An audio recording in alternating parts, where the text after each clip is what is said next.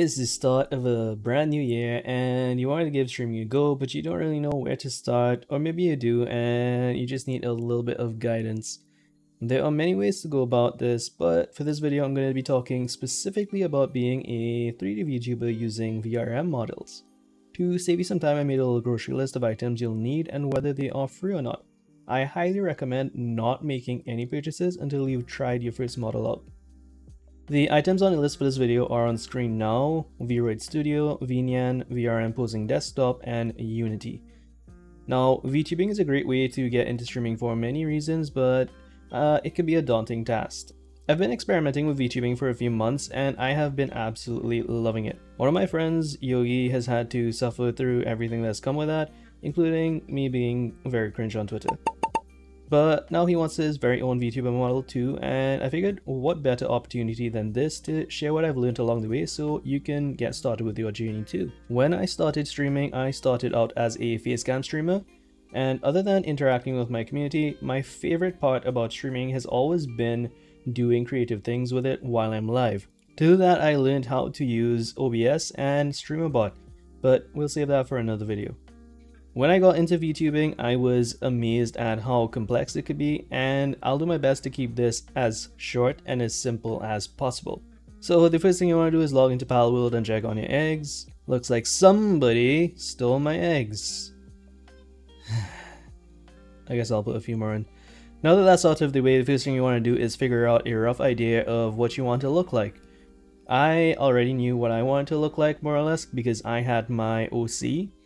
And for those of you that aren't sure what OC is, OC just means original character, and Yogi has his face, I guess. Once you have your concept in mind, it's time to go grocery shopping. So let's pay a visit to Steam Senpai and download VRoid Studio. It's free and pretty easy to use.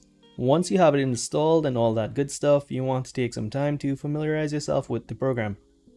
You can make an initial choice of a male or female body type, but regardless of your choice, you'll have options to all of the editable features.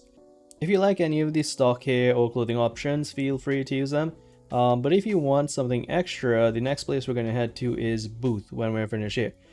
So the first thing what we want to do in VRoid is strip your avatar and build it up from the ground first. So the first thing I like to work on is the face, and this might take a while because there are so many sliders, but it does let you find the perfect look for you.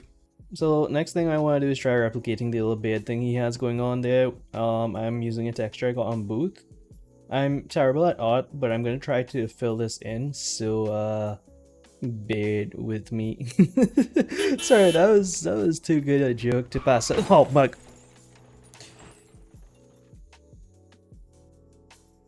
Alright, that hurt. Okay, so I apologize. I apologize for that joke, but it was funny. Okay, next up I like to fiddle with the hair and the head, but once we're done with that, we're gonna move on to Booth for additional assets. Booth, and I've been talking about it a lot, is a great resource for both free and paid VRoid and 3D assets. It's not in English, so I recommend using the translate feature on your browser to make it a lot easier to navigate. So the way this works is that typically you just use the search function on Booth to search for things you like and that you want your avatar to have, and then you download them.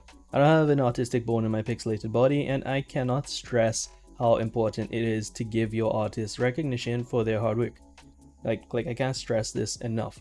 Regardless of whether it's free or paid, please remember that you need to read the terms of service for each individual asset you get. Some might be commercial, some might be personal, some might be none, some might be both. Even if some artists don't require it, crediting them somewhere on your socials is always a good idea. Okay, so back in VRoid, we're going to adjust our physical body preferences, and then we're going to start working on our outfit with either stock outfits or the things you got from Booth. As with most things, outfit hierarchy matters, so start with the undergarments like the t-shirt if you plan to put a coat on top. Usually the boot artist will tell you what the best custom clothing item they need to use is that you'll use to apply the outfit or accessories. I got a nice coat that I edited the color a bit of to be placed on top of the shirt. Now the t-shirt will clip through the jacket, and clipping is a thing that will happen a lot with VRoid.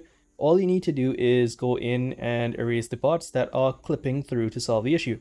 If the clothing clips with your skin, you can adjust the skin mask as well. Once you are happy with that, you're going to export your very first VRM model. And you're going to make sure that delete transparent meshes is not selected so that you can add more blend shapes in later. I'll do a video on that later on maybe. Now you can do one of two things. Either head straight into your VTuber tracking program, or you can continue to edit your model further using Unity. And for me, since I want sunglasses, I'm going to head straight into Unity. At this point, if you're new and you have time and you want to learn, you can head over to the English words. Right. You can head over to the Unity website and make your account, and you're going to install the version of Unity that you will need. There are a bunch of different versions of Unity, and I don't have the time nor the crayons to explain that. So to edit the VRM models in Unity, you will need the UniVRM SDK. I use version 0 because most of the models that I've worked with were version 0. But I mean, you can also get the version 1 if that's what your model or any models you're working with is. So you're going to import your model into Unity, and then you're going to drag and drop the asset onto the project folder. Now, I will say it is a bit wonky to get used to, and you want to pay attention to the hierarchy. If this is your very first time in Unity, this can all seem very overwhelming, and I do recommend checking out other Unity tutorials or UniVRM tutorials if you do plan on going this route. Now, once your object is placed and you're happy, you can export the model. Now, since I was making this model for somebody else, at this point I thought it was a good idea to send some samples to Yogi, and he hated it. So I went back into VRoid, I got rid of the beard, we edited some things, I added a beanie, and then I went back into Unity and I added glasses to 2 different versions of his model, and now he has 4 variations of his model. Once you're happy with your model, or the person you're making the model for is happy with the model, you're going to want to test it out in a VTubing or tracking software. I do highly recommend using VNyan, but if VNyan does intimidate you, you can always just get something like VC Face instead, which is a lot simpler. VNyan is an amazing free 3D VTuber application that integrates with Twitch, Kick, YouTube, ChatGPT, which is a bit spicy, and Pulsoid. It's made by Suvidriel, and she is absolutely amazing. If you're wondering why I recommend VNyan, it's because you can set up node graphs and stuff to do almost anything that you can think of. Like this little Lethal Company dance.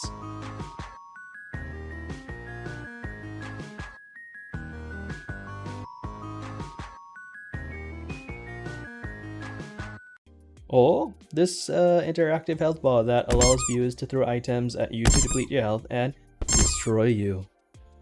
To get VNyan, you're gonna head over to suvisitch.io. I'll leave a link in the description. It'll ask you if you want to make a contribution, and I do recommend that because it's a great app. But if you don't want to, then click on no thanks and head over to the download. Make sure to download the VNyan SDK as well if you plan to edit things in Unity like props and animations later on. After downloading, follow the instructions that are on screen and you'll be set. Extract the app to a folder of your choice. Double click the vnyan.exe to start the program. Follow the startup wizard and you should be in. Once your model is loaded in, you can test it out. I tried out the variations of Yogi's model, so they work pretty well, I'd say. So now you have all that done, your model works. How do you broadcast this? The best way I've found to add VTuber models to OBS is by using the Spout 2 plugin for OBS. I'll leave a link in the description for that as well. To get it, you just go over to their GitHub page, scroll down, click on releases, and download the installer and run it. Alright, so we're back in VNyan. I'll be using my avatar for this. So we're back here and you're going to go into settings, you're going to go into graphics, you're going to scroll down and you're going to click use Spout 2.